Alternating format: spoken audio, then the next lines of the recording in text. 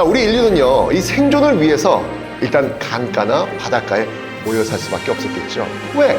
강과 바다가 인간에게 주는 선물 엄청 많지 않습니까?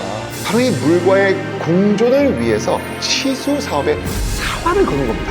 자, 오늘은요, 이 물에 대해서 이야기하는 시간을 가져보고자 합니다. 안녕하세요. 한국사 길잡이 큰별쌤 최태성입니다. 자, 오늘은요, 우리 삶이 없어서는 안 될 소중한 자원, 이 물에 대해서 이야기하는 시간을 가져보고자 합니다. 자, 우리 함께 과거로 한번 쭉 타임슬립 한번 해보겠습니다. 먼저 신석기 후기입니다. 자, 이때 이 사람들이요, 최초로 농사를 짓기 시작했죠. 물은 농경사회가 자리 잡은 이후 이 생명의 근본을 이루는 가장 중요한 자원이 되었습니다.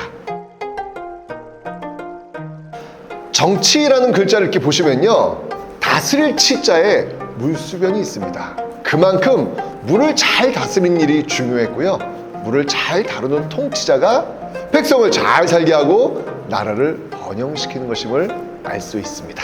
역사 속에서 그 사례를 보면서요, 그 의미를 한번 살펴보도록 하겠습니다.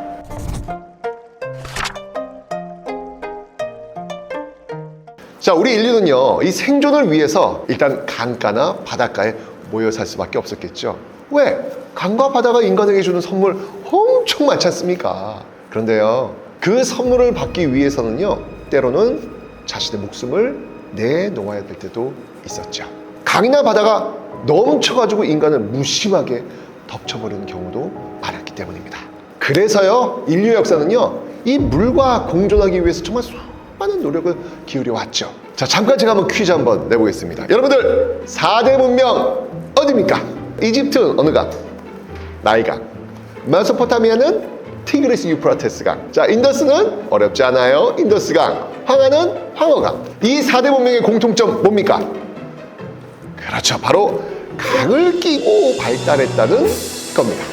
보시면 아시겠지만요, 강 이름을 아예 따와가지고 문명의 이름을 붙이기도 했습니다. 이 강들은요, 주기적으로 범람을 합니다. 범람 너무 무서워. 이 범람을 통해서 강가 주변의 토양들은 더욱 생명력을 보충받는 거예요. 그러니까 이 생명력을 바탕으로 해서 인간은 또 지속적으로 농사를 지으면서 이를 토대로 문명을 발전시킨 겁니다. 그런데 제가 아까 얘기했잖아요, 무섭다. 왜? 생명을 순식간에 앗아가기도 합니다. 그래서 인간은요, 바로 이 물과의 공존을 위해서 치수 사업에 사활을 거는 겁니다. 자, 이런 세계사에서 볼 수 있는 치수 사업, 당연히 우리한테도 그대로 적용이 됩니다.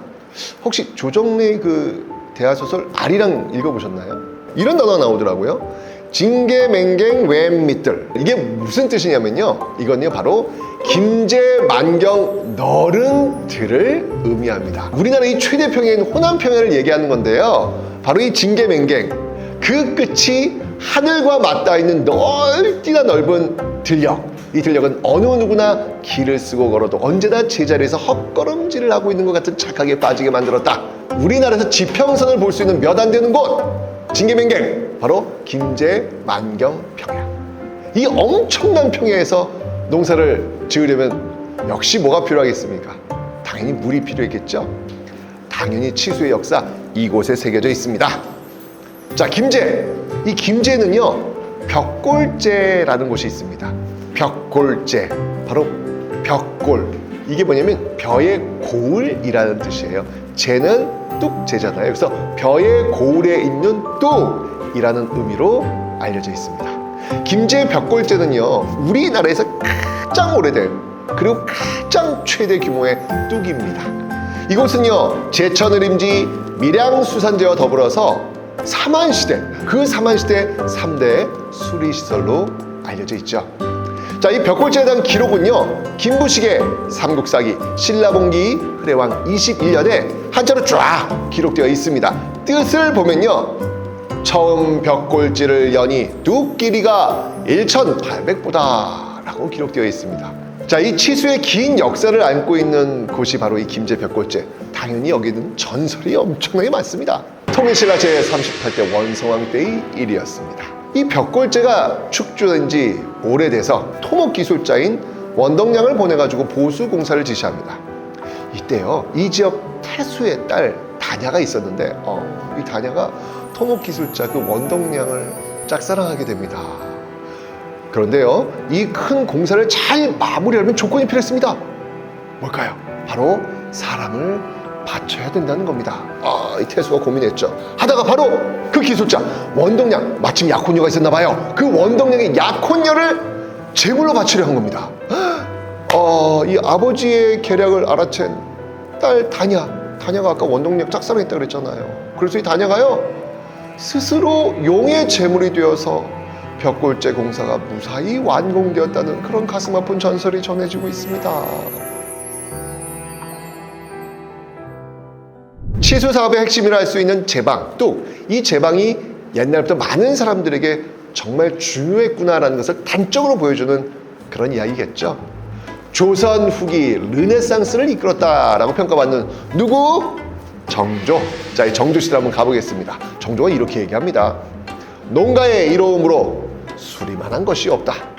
겨울과 봄의 눈이 녹을 때 물을 모아두었다가 봄과 여름에 싹이 마를 때 물을 내어보내면 그 이로움이 어찌 크지 않겠는가.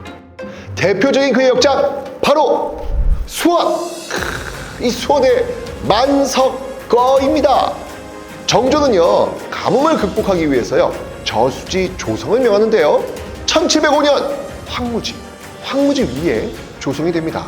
이곳에서요, 쌀 만석이 생산되었다고 합니다. 그래서 이름을 만석거라고 부르게 된 거죠.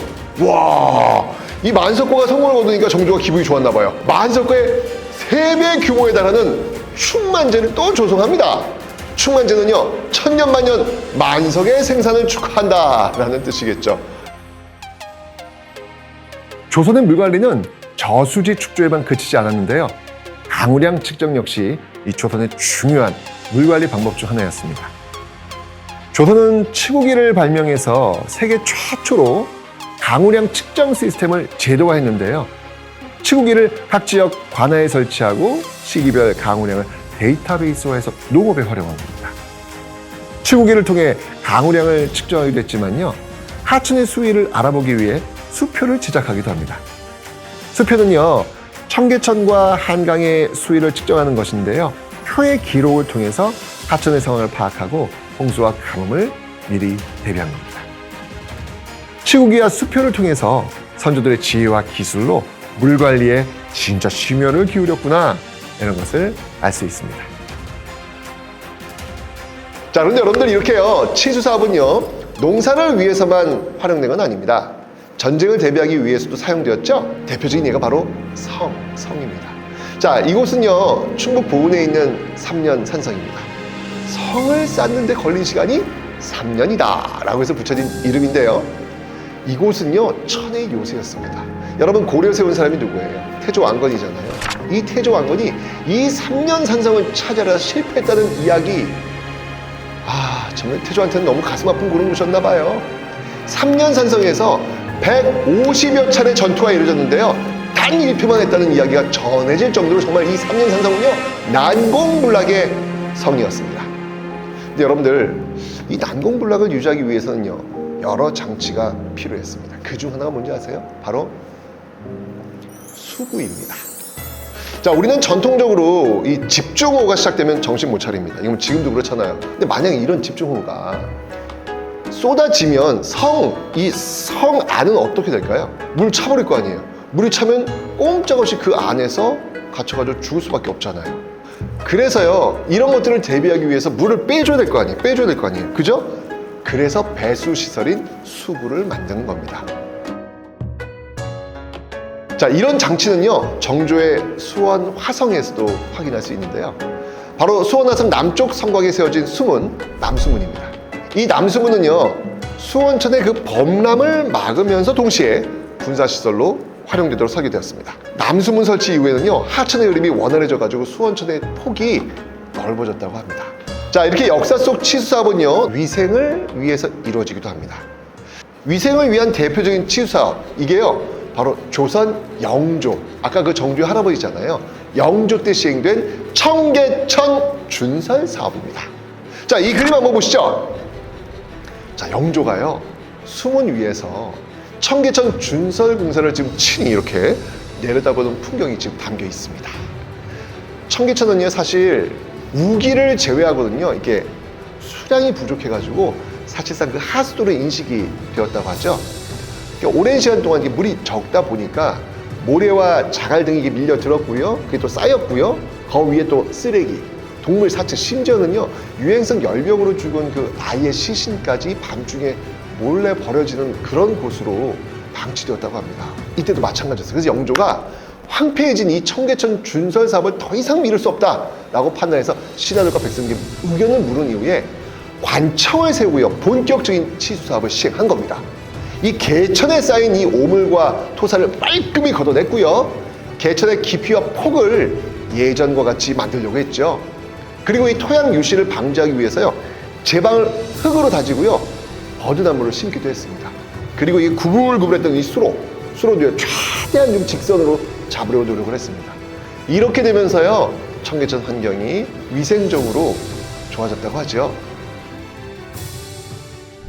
자, 오늘 역사 속 물, 그리고 이를 다스리는 치수 사업에 대해서 한번 살펴봤는데요. 예나 지금이나 물 관리에 대한 중요성 변하지 않습니다. 특히 요즘 이 기후 위기로 인해 가지고 물 부족, 물재 겪고 있잖아요. 안전하고 효율적인 물 관리는요, 아무리 강조해도 지나치지 않을 것입니다. 자, 더 늦기 전에 지금보다 나은 지속 가능한 물 관리가 이루어질 수 있도록 우리 모두 힘을 모아야 되겠죠. 자, 지금까지 금별쌤 최태성이었습니다. 안녕히 계세요.